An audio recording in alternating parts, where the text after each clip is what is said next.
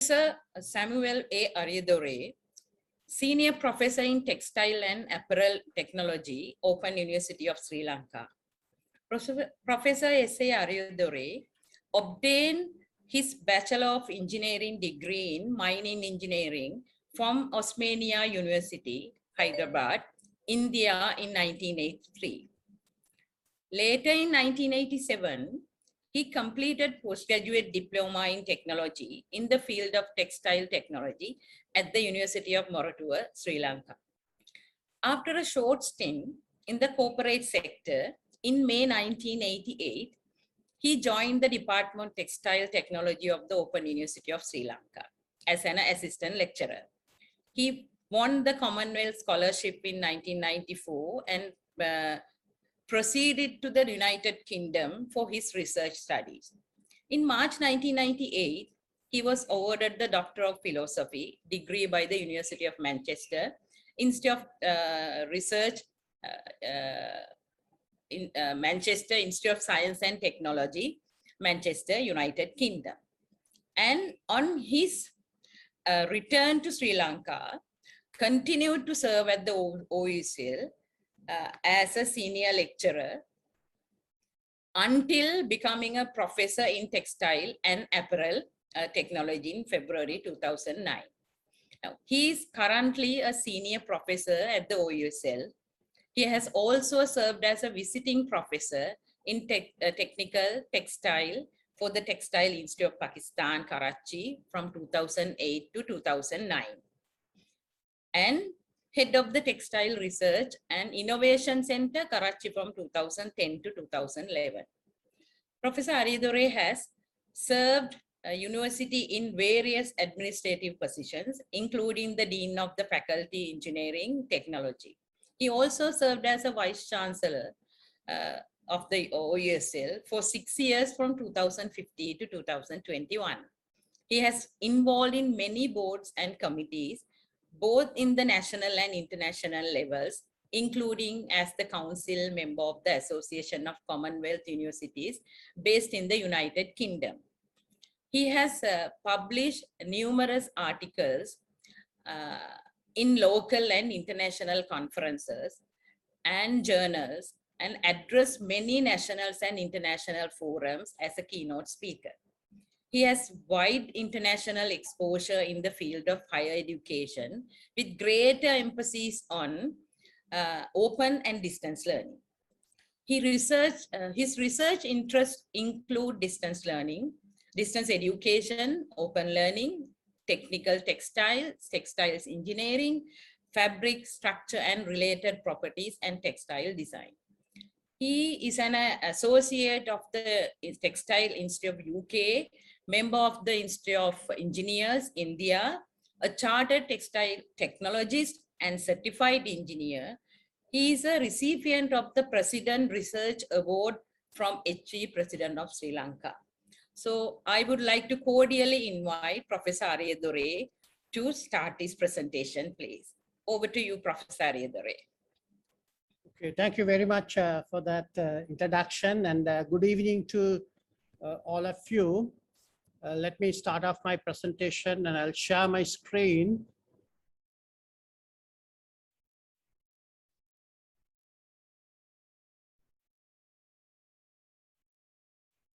Okay, so this evening I would like to speak on the topic online learning, an insider's viewpoint. It's an insider's viewpoint because in 2003, I was first introduced to online learning in the year 2003 when I underwent a training program by the Commonwealth of Learning. So the Open University of Sri Lanka had an ongoing partnership with COL, and COL, first of all, the first time they came to Sri Lanka and introduced this online learning in 2003 by training selected academic staff members of the university. So I was one of those people who underwent that training. So I have been involved in this online training, online learning for the last 18 years or so at various capacities. So I thought based on my experience, I would highlight some of the issues or the advantages of this online learning. Now, I'll start off with a few headline news from various global newspapers. This is something about some negative thoughts about online learning. We are all aware that online class exams are ineffective. Now, these are recently the University of Sri Jayawardenepura Teachers Association issued a notice saying that this is ineffective, and then they requested the government to go back to face-to-face teaching. And in India today, on July 18th, all of these are recent news. They're asking, is it fair to put preschoolers through online education? The Sunday Times of Sri Lanka says education during pandemic is blow after blow for students. The New York Times in the USA, it's an experience of a teacher. I taught online school this year. It was a disgrace. And another news from USA, which says it's time to admit it, remote education is a failure.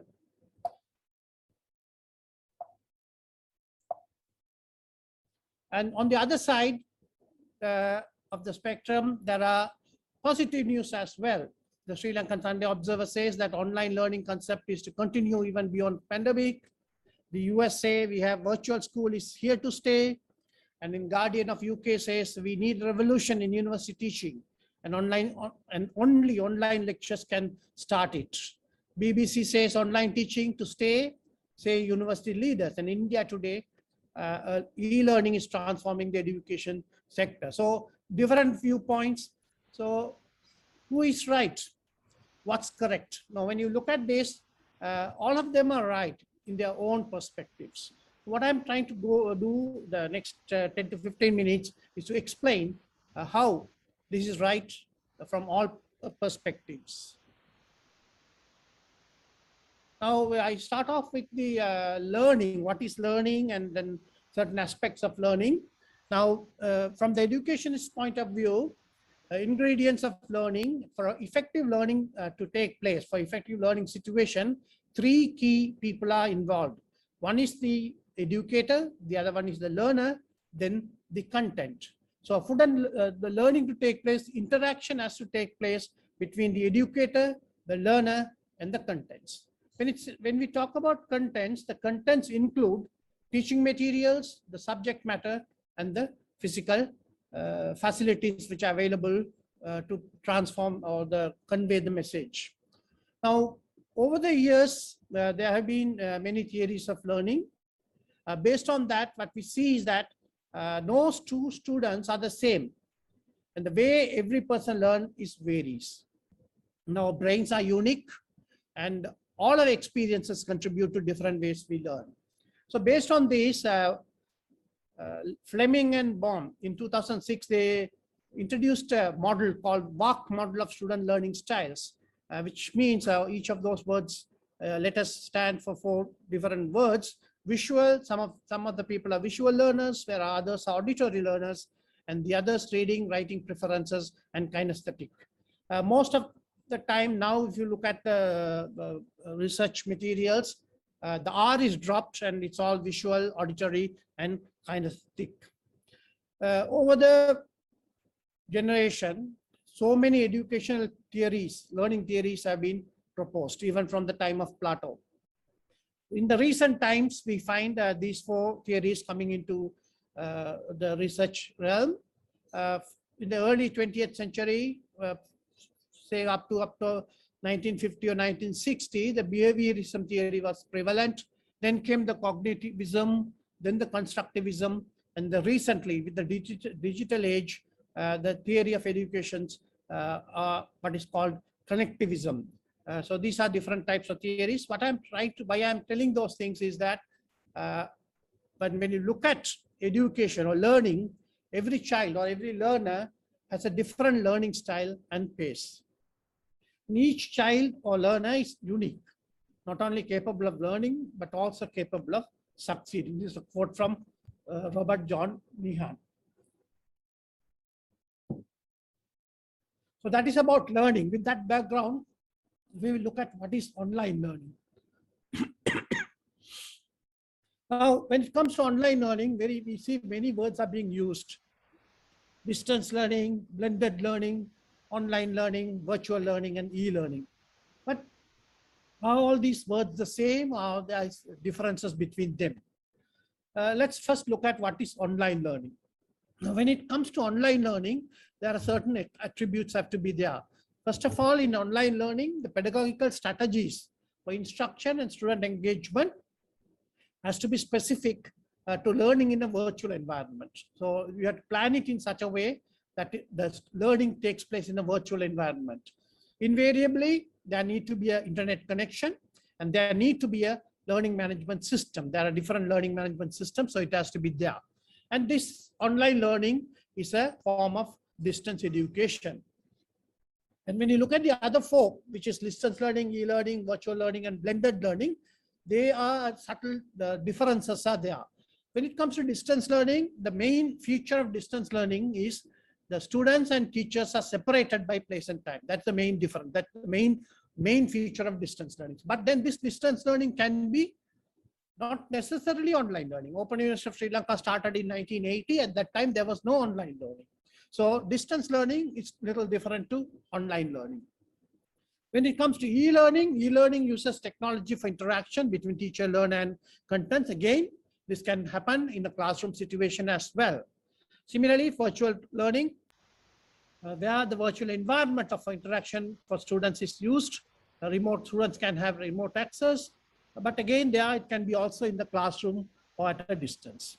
Blended learning is a mixed combination of all those things. So it's a combination of classroom, virtual, and online learning. Again, so it can also be it need not be exclusively online learning. So these are the differences between the different types of words used. Now, when you come to online learning approaches, there is a traditional approach which has been practiced all these years, which is called online course delivery. And in the recent times, after this pandemic situation, we mostly identify it as online learning, which is happening in Sri Lanka and many parts of the world. But then many educationists have identified this as with a special term called emergency remote teaching. I will explain these two, the differences. First of all, we look at online learning, which is the traditional online course delivery. So when you're designing an online course, we will have to look into several dimensions. We have your 9 dimensions: modality, pacing, synchrony, instructor involvement, pedagogy, student involvement, student instructor ratio. So all of these have to be looked into based on what you want to do. There are so many different varieties or the options available for you to put online course online. So this is what is the planning. When you are planning for online courses, this has to be done. But emergency remote teaching is something different. What we have done is that even in Sri Lanka and other countries, we have temporarily shifted the instruction delivery to an alternate delivery mode using online video conference tools due to the crisis circumstances. And so it involves, again, use of fully remote teaching solutions that would be otherwise be delivered face-to-face or as blended or hybrid courses. The primary objective of emergency remote teaching is not to create a robust educational ecosystem, but rather to provide temporary access to instruction and instructional support.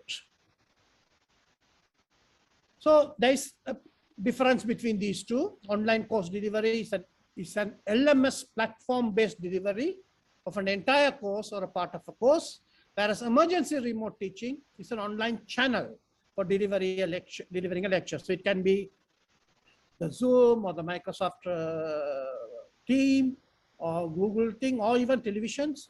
So but then in future, this ERT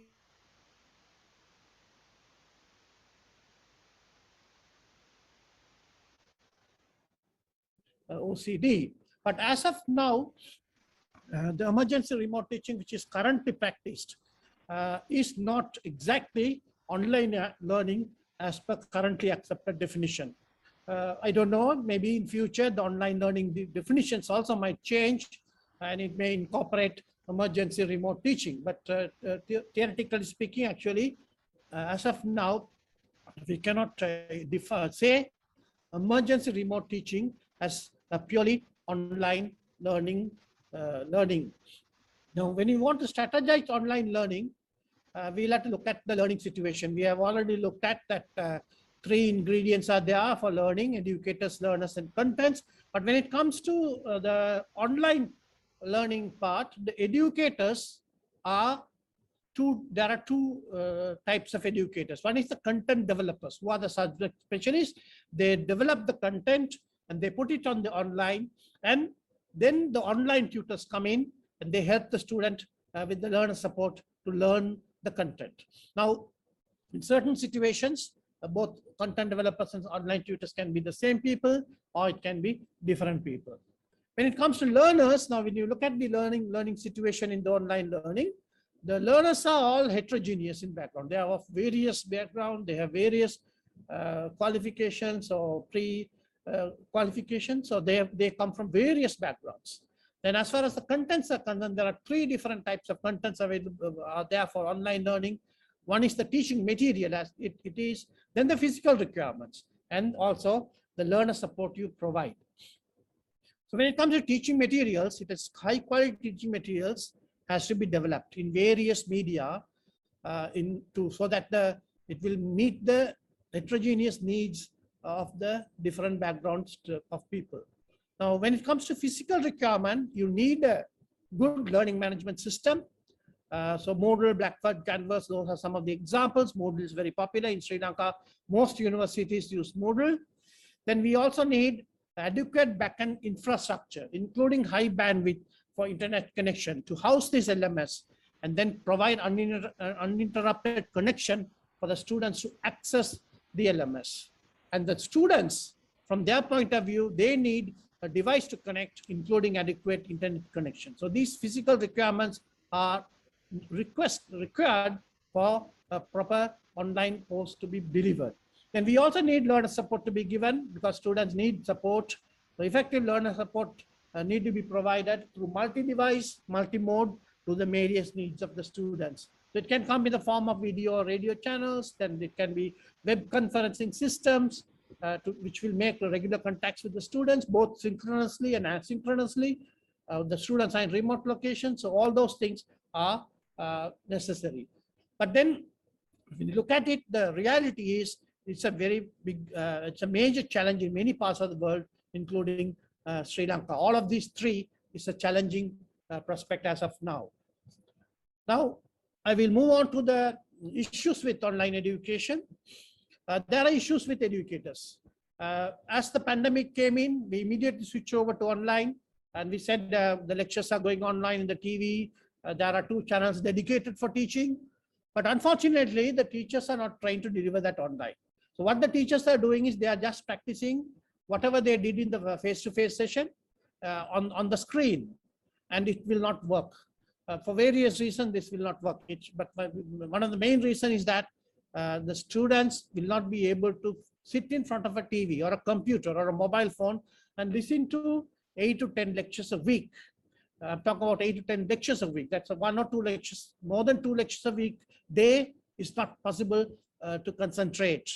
Then mostly in online classes, what happens is online instructors tend to focus on theory than practice. So these are issues with the educators. Then there are issues with learners, because students are mostly watching online alone on a screen, so they cannot be attentive for extended periods of time, and they will invariably lose concentration and move away from their studies. And it requires strong self-motivation and time management skill from the part of the learners to continue engage in learning. Then there are issues with contents. Teaching materials are not available to be offered in the online mode. There are issues with physical resources. There are issues with learner support. EQ2 issues are there. Connectivity issues are there. Technology limitations are there. So these are all issues with the contents. Then issues with interaction. Mostly these online classes or in emergency remote teaching classes, which are currently conducted on one-way communication and it's a very minimal interactive components. So it's very limited student feedback, and the students have difficulty to exchange ideas with teachers and their peers. And again, I have said it before, no one can sit in front of the screen and concentrate for long hours. Most sessions cannot go beyond 2 hours. Even then it has to be interactive. Then most of the time these sections are now in synchronous teaching, which means that learner has to arrange his own work and join at the same schedule with the whole class. Then there are health issues, behavioral problems, especially among children, lack of development of communication skills and social isolation. I understand Dr. Chaminda Veerasiri will talk a lot on this area. But then that's a major concern. But on the other side, there are benefits of online education as well. Now, when it comes to the online education, it's a very flexible system. When it comes to time, the learner has the freedom to select the time of study if the course is asynchronous, which means the student chooses the time to study. Even in the synchronous system, if it is recorded, the lecture or whatever the content is recorded, made available for later viewing, the student has the time to choose. So that flexibility there. The place is again, it's flexibility. So the learner has the freedom to select the place of study, and learner also has the freedom to select the pace of study. So the online education system gives least disruption to learners' family, social, and work life when it comes to adult education. Then the choice available for students is vast because access to best globally available expertise and resources are there. Then the choice is also wider in courses, wider with providers, and also modes, which one you want to select, whether you want text, whether you want video, wide choices there. These are some of the providers, worldwide providers, and the number of courses available with them.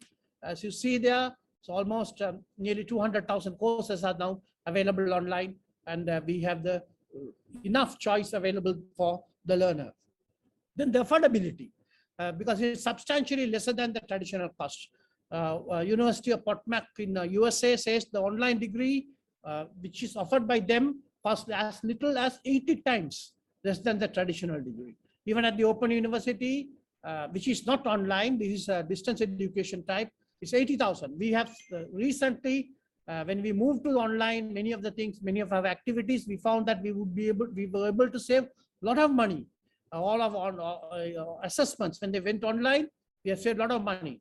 So the average cost, even now, the average cost is 80,000, which is online, it will be much cheaper than that. From the student point of view, there is no minimal incidental cost. They don't need to come to the university or the school, where the learning takes place, or the no transport. They can stay in their own hometown, no lodging, no boarding. So it's affordable, it's cheaper. And also learner has the choice based on his financial ability capacity, because most of the online programs are given so flexible that student, based on his affordability, can pace his studies with the amount of money available and do the program leisurely or slowly and complete the degree in a longer period of time. It's also very transformative. Online learning is transformating because it brings in self-discipline on students. It motivates. You need to have motivation, so you will get motivated. Then it's training for self-learning and lifelong learning. So these are important traits which the online learning brings in. One of the things I have heard from our people who have hired our students at the Open University is that this part of this training of self-learning part is the plus for graduates coming out of the Open University. So that is one of the plus point of this online learning or distance learning, and it's all global perspective. Finally, let me say a few words on this. That is, even though there are various issues with online learning, but online learning provides a convenient and efficient means for delivering educational contents with minimal physical constraints. Its flexibility and personalized learning, along with easy access to various educational contents. So it enables optimal and best use of resources, both intellectual, physical and financial. And many, I believe many of the prevailing issues which are with this online learning and the negative remarks which are coming for this online learning, they can be overcome through careful planning and innovative practices. Education should not be one size fits all, and technology should be taken advantage of to provide customized learning. So with that, I say the solution is that it lies in correct balancing. So with those few words, let me conclude this session, and thank you very much for your patient hearing. Thank you.